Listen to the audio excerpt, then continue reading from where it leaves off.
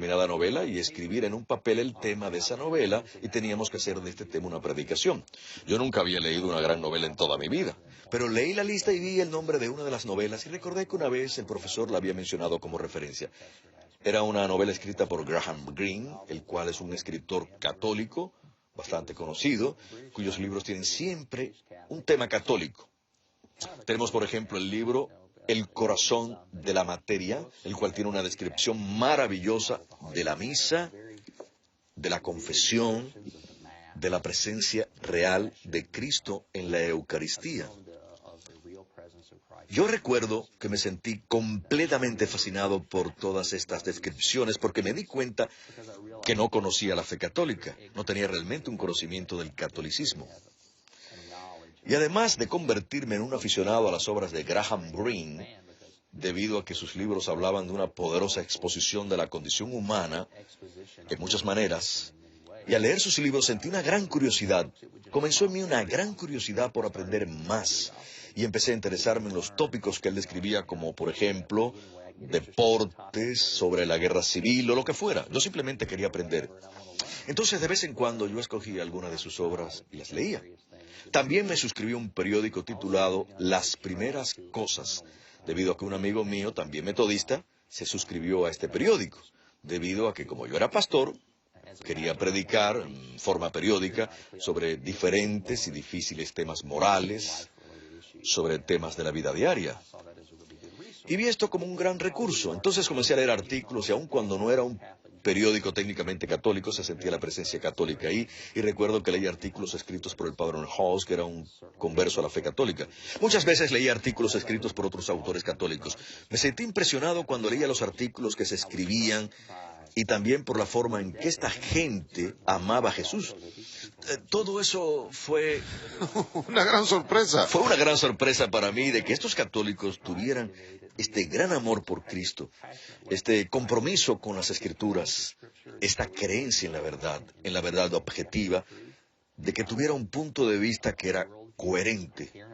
Y me encontré a mí mismo resignado con todo lo que ellos profesaban, lo cual al comienzo me causó desagrado.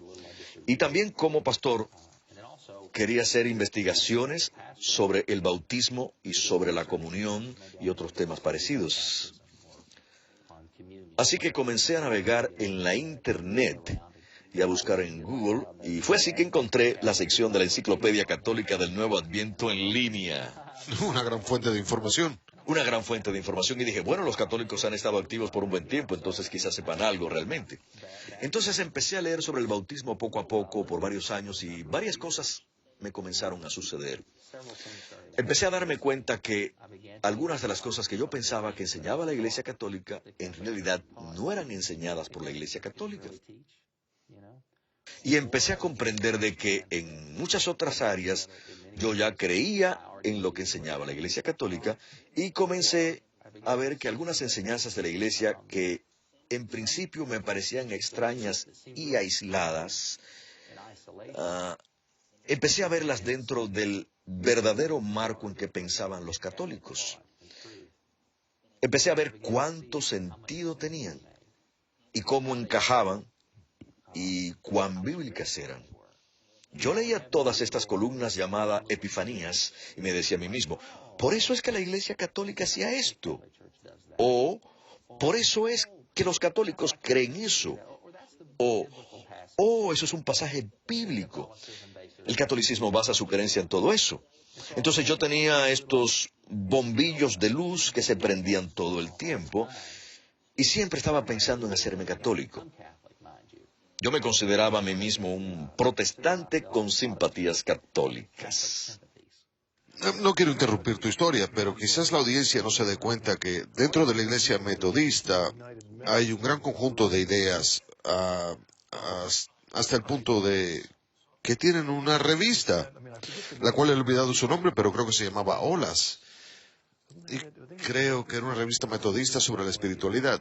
Era muy ecuménica en términos de espiritualidad.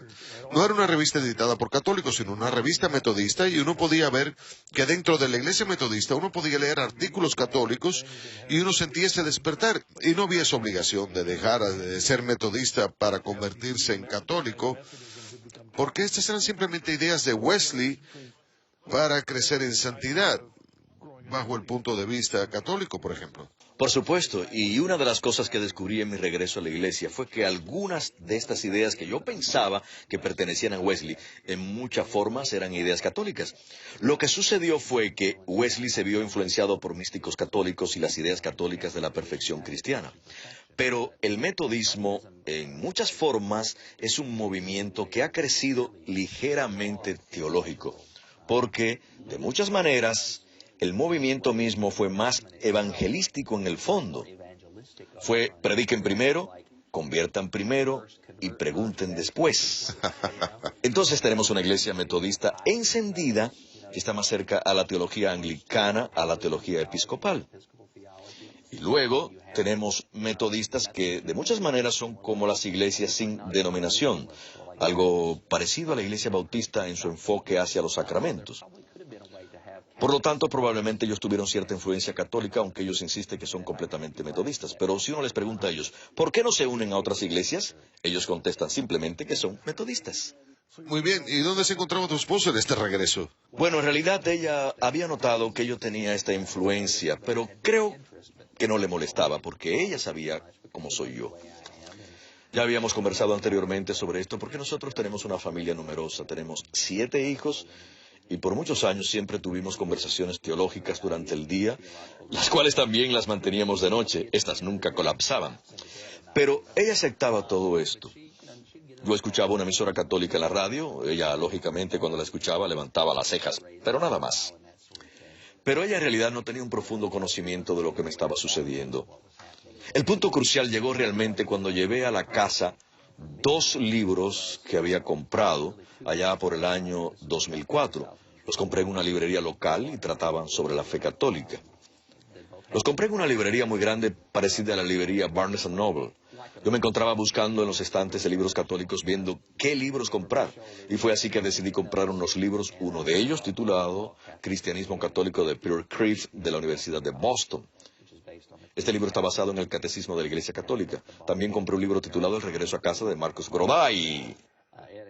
También lo compraste. El cual contiene testimonios de pastores, de clérigos y laicos que han venido a la iglesia. Entonces compré estos 2 libros. De repente toda esta curiosidad se convirtió en un gran interés. De pronto vi que se juntaban las cosas. Sentía que de un momento a otro todas estas verdades se convertían en una bella vista panorámica de la verdad.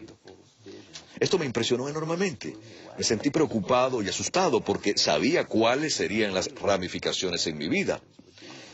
Leer el regreso a casa y leer todos estos testimonios hacía que salieran a la luz todos mis sentimientos.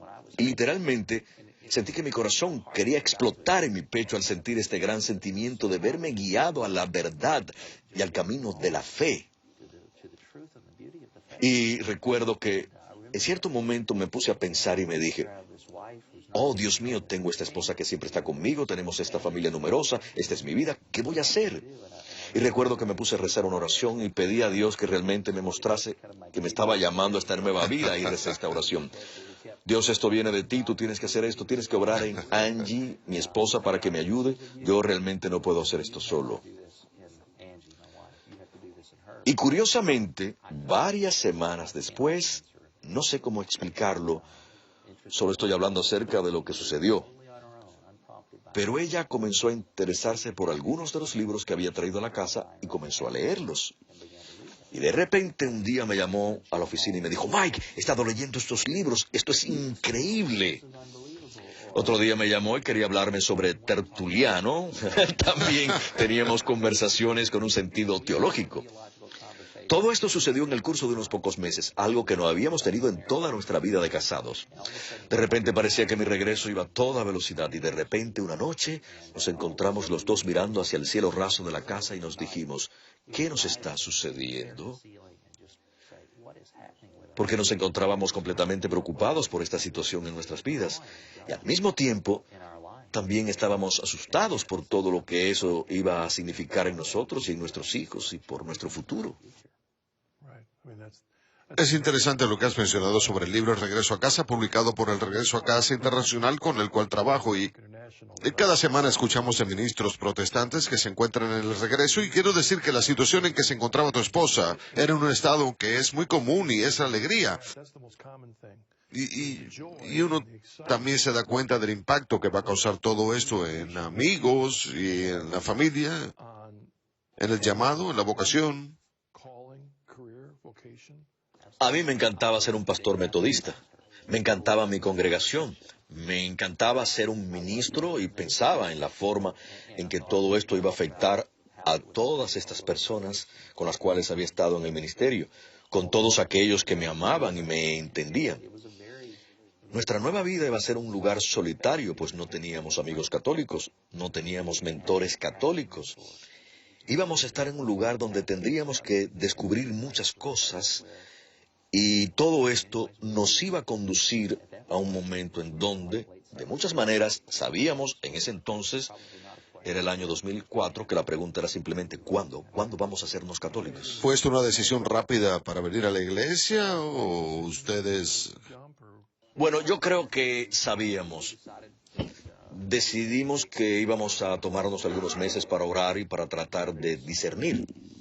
Todas las personas a las que podíamos pedir consejo eran amigos protestantes. Ellos eran los únicos amigos que teníamos.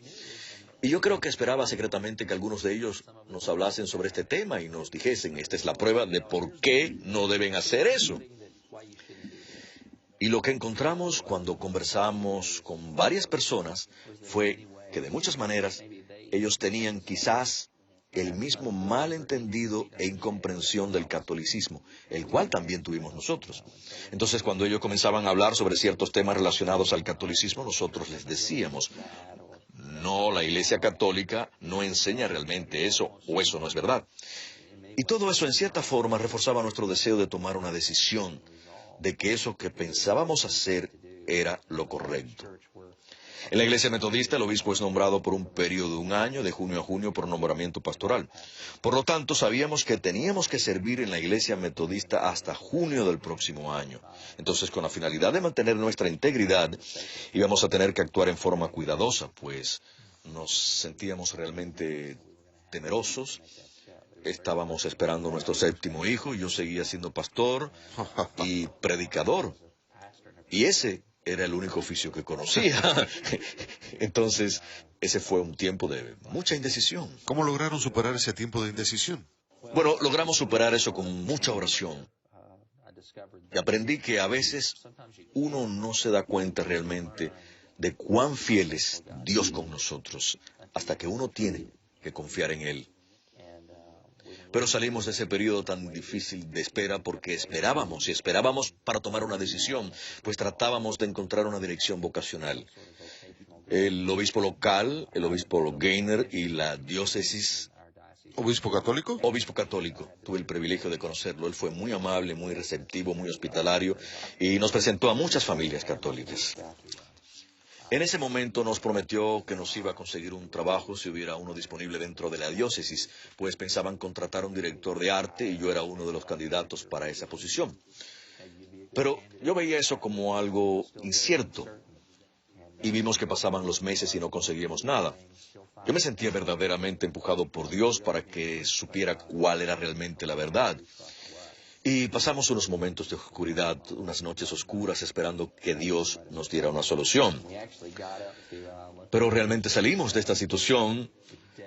Para resumir, salimos de esta situación un día antes de dejar la Iglesia Metodista. Habíamos tenido que servir por algunas semanas más.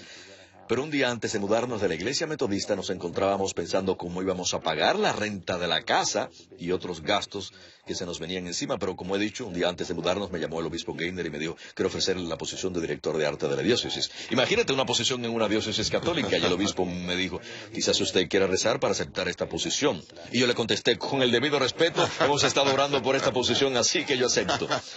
Y terminamos la conversación telefónica y yo sentí una gran alegría, pues sabíamos que podíamos tener la tranquilidad que necesitábamos. Sentí una gran emoción, pues de esta forma podíamos tener la seguridad de que Dios iba a proveer para nosotros. Y yo quería decirle a todo el mundo que éramos un ejemplo de que realmente Dios es fiel con nosotros y que Él verdaderamente cumple sus promesas. Por otro lado,